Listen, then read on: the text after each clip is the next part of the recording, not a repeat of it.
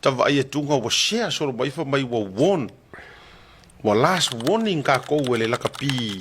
le World Rugby ona ua faa iloa manino le fionga le pāle mia ma le whainga malo ua tāpunia nei le fale o sio mai so o se feso soani tau se leni sa ma fai ona faa matu atu e lango ai le laka pisa moa ua ka pungi pungia ua faa la lavai a mo fau irunga le se me koe a vea laka pisa moa ona o le talia o le fautuanga na tu inatu le ua sa vali fo se furu masina fautuanga na ave iai ina ia fa ma vai mau ese la por kiki dai ko kong ai le ma fai fa ua malo ma fa kauke le la u ko so i ro mar pai le to ye ni so ninga tau tupe to va tu ma le to acknowledging al malo ai sa wo lo la kuskusinga le nga so mai le observer a nga fi fa mai o le la o step in mai le World Rugby ma mai le warning a le ko e suia le ma fa sa mo i lang fai unga o le a ban mo le fa ka usanga a le fa ko a o fai ka o ko nga ye ka pengar ka ko por kalame ele fa sa onga mai le Radio New Zealand ele ai se me fa penga pe pelo la observa sol ai se me fa pena o tau sila la sa o la ofesili la leto so le o ai le fake page le fa ya mai observer ma o le mo matua turn into a fake news fake page le to inga newspaper fa pena e la ko ki kira ko wa sa oi o ngafi so le wo ve ves so newspaper o le Herald aga kira ko ngai social Herald o newspaper la observer o tu vai sa mo ia o fanga kelo kuskusinga le kio ngi ngusila mole e sa mai le observer au kira ko ga kala kusinga le story o le editorial ma sulu vale e bo yeah sulu mangwa e bo fa walo o me mo o le editorial o wa ngale o ka fake nga wa ele fa peo o mele editorial no ngo wo ka por fa kasi mo lo fa la ko mele fa no winga kasi ka le fa o ka nga le fake o sulu manga ia ele fake la sa o lo ngo ai o le ikia le la fiko o le inkia le la fiko o mai mo poco fa inkia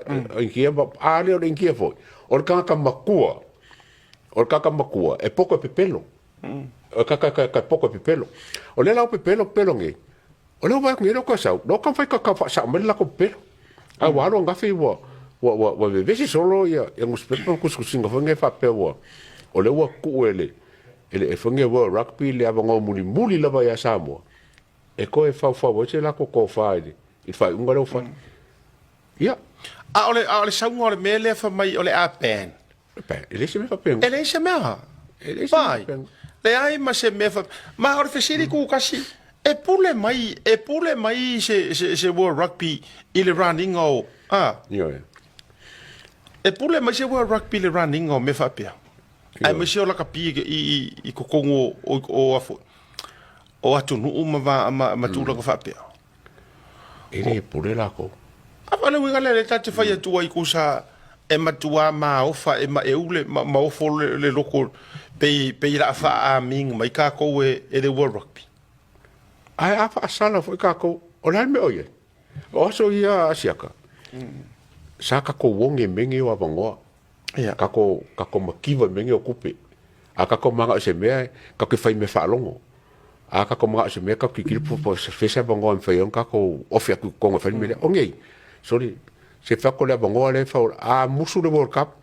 fa ko ke leo le bango to Samoa le fonga le la kapiriki ke leo le bango la kapi Amerika le voi so kanga mei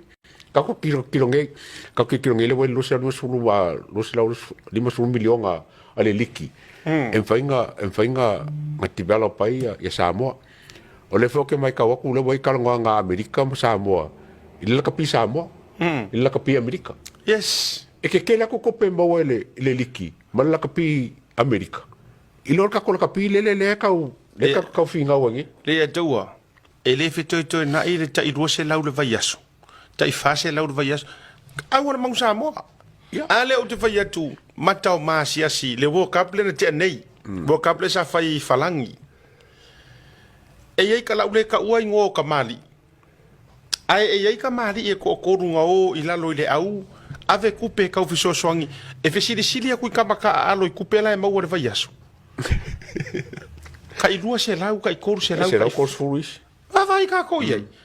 ole a ku lo wa le ngana ole a o ai lar kanga kala afia ro ku lo e suru lo ma lo si manga u i ponga ivi i ko inga mang sa mo e le se ru manga i mo wa se lei ka ki e se le fa mo ave fu a mo sa mo ku lo wa le vai ngana langa le sa ave fu e ko si lo wa inga pe a paralyze mai o e malavea mai o e ma pe mai lo kingo ke ela ia wo sora lo ko lua ru fai desi ai le lo ai po e ka usia oe o lo winga la e ko fai aku ai e fai foi mare poko me uma Ya.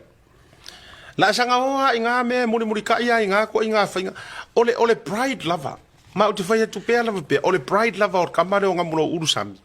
o lona bride lava le a fu ai mangi me pau fo ero kanga kai feru ai manga ko e fai ia longa kauwi Ya. langa ai fisili ai pe lan me lenga le feru e se fo mai langa o kele o longa fu ma so what Afulia. ha mai o kele nga mo le valanga involvement o le ana me fai nga me e nga o esa kanga kai ke e au nga e ingi la kapi ai o fosi o e avengi au kupe e develop ai fa kai wa kaulo ai fa kai wa kaulo ai mai fa sale leanga ai me se fo o le ki nga ingo o ka lengi la kapi sa mo ai o le lalo langi male o langa ngai kau ke ai ele fai mo o ngi me uma ele fai mo o uma pasir poro ile skanga ia la musura ai keru ese o se ngo for ko wai nga ngo for le kau fa nga le poko le anga le va ko kula epa e wala ku la fongo constitution o uma nga ma ngas fai ngo fie yo le me ese oi ala ku skanga awe vai la ir ke le wa e so e alu volunteer lo ko finga nga ko finga nga e alu ngi le nga malo mus pe por observa wa ya ke wa ya e ka ser kanga kala fitinga la observa o ya e kau kele po le ama le ka uma e nga o ya le fitinga mai nga wa ila le sila ko ngi le world rugby e ko ngi mai nga ya ya sa mi le ka ele kara ngose world rugby kanga ka ele o fifidia mai o che simple la ka ko e kasia le point of contact le world rugby le ai nga le dile o ia foi la le ka ngo release ma va ve break ngai meia ma o so vale mai ele observer kuskusi mai meia E ke le kupe ka fun ka ko kikilo le. Por la me wareng fin ka nga o ese. E lima se lau afe paungi il kausanga. Le kupe le World Cup mai le la kapiyungi e la kapila Samoa. A fa liula kusa male ko ki a 2 milionga le kupe Samoa mawai. A o kupe ia. E fa nga la uri e me feo iai. O me o flights o camp, o me fa penga high performance. Ele alu kamaka aro per ni mea nga. it's all corporate a business e o la bria Nga e o la uri ia. Mele a leng fin kanga o ese. Ai o fele fa fele kupe vole Samoa. Wa kausa nga mo foi ave Samoa pe milionga kala ave foi Samoa kongo ringi la kapide. O mele wa leng kaofi. Nga le alu alo kupe. Le ai maseli poki o kango su aku ngei. Le ai mangiri poki a la ko for ko pele la ko i le World Cup le mai ele ai te mai singa vole la lo sa mo la ko alu kongo li poki fai kele le World Cup longo winga e la fi la ko pele mai le World Cup kai mi uma le fra o ko le uri Somalia le feo ai wa Somalia le feo ai maka fa ai o nga sawala ia kau samia ko le ango ingu mare sua ia ai sari ngai kamiki pe fa ku seringiu e foi ele o pipi i popo o ku lo ngai kamiki mangai kamaka aro sari mai ngai me inga ko foi la ko a ore ku ingo le ola mare maro si ako le kau avela o ka alo a fua ya sola sa sili ai lava o nga makikiva kamaka alo ko kongi kanga lesa ko kongi o angi me ai sa i lo le onga ola makikiva le yung ya a or kai mirengi ele se makikiva se yung ke le kupe le se makikiva ole o ilo vai ka ko fo mai le ai o mai la ko mo ko ka me fo mai le ongau ole a ole le me ale nga oi kamaka alo au mai lunga isi kamaka alo le foi nga mai skamiki fo ile lo niko ai fo ngo skamiki nga le ka alo mai fo ile fo i oi falangi eso niko ya mai kasi nga ka mai ki ka mafanga wa sa mo nga lifo manga kupe ko kongi ai ka mai fai ai alongi ngai ka maka lifo ave esi au ri i kai ko fiku fai fa kau ala fa makala uma ka mai ki ele pepero ka mai ia wa fo ele ka var kupele mai ele World Cup ele ka vanga imenga ele mo se me ka vanga ma se mea ele ko kongi ai kupe i o e ko kongi le tala e kongi kala Western Samoa tala vai lela o ka mafia ai o ia reka e kala e fiki la ko penki i Samoa le lua se lau lela nga lua se lau e mo o ka fio lai o le winga o le wha matalanga le atua ia te au ma le ua vai atu le ua a mata le uniform o le Samoa Rugby Union se toi vi foi lunga le Jesse le no ua vai atu nei Barry fa mo mo kasi lea vaenga wa levan tau na ve ese ma le Jesse Samoa o ke wila ese la ka o le ke wila ave ese la ka o le ke wila ia me mo para me nga su fu se la fu e fia kopi fu ya le peleki la ko fern e kopi ya engelangi le la ko laula au le losa e kopi ya we o si la ko la ko so o me o mai nga o loanga nga ye fa ko ku le pa nga swinga le na o mai e lola ia le fa ile ngai vai ia Samoa ai o mai va ko ngai la au o ke wila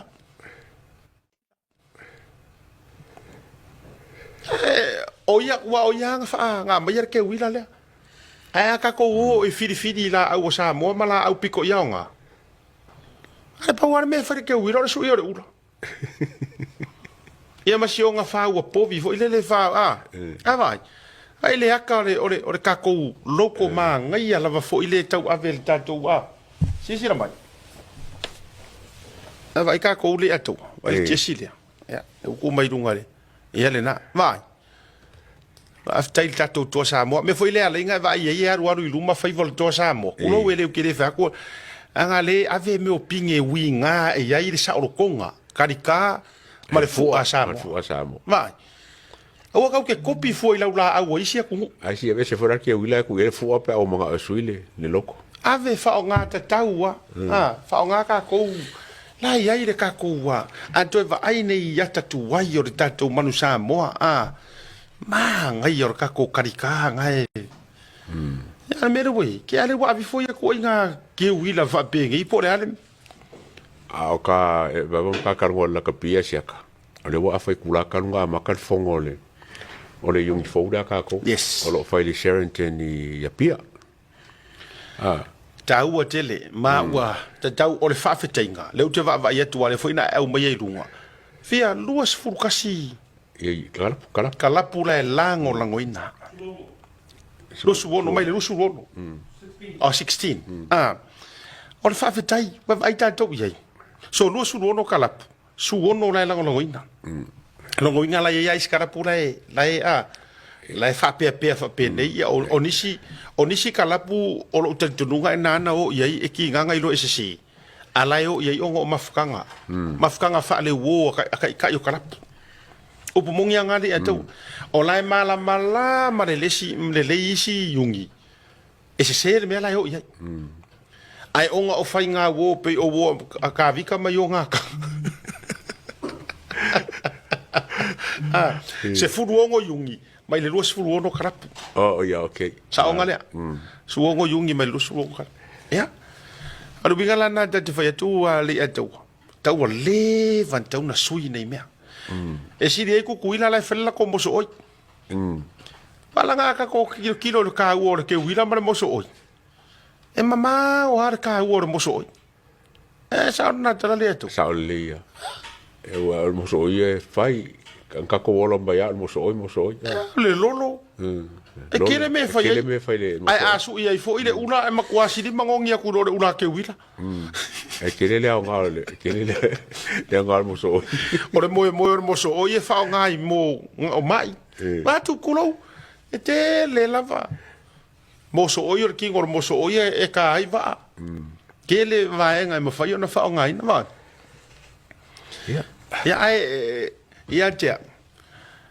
whawhetai le whionga le li pare me it's about time se ka ko vai mai kau ke le popole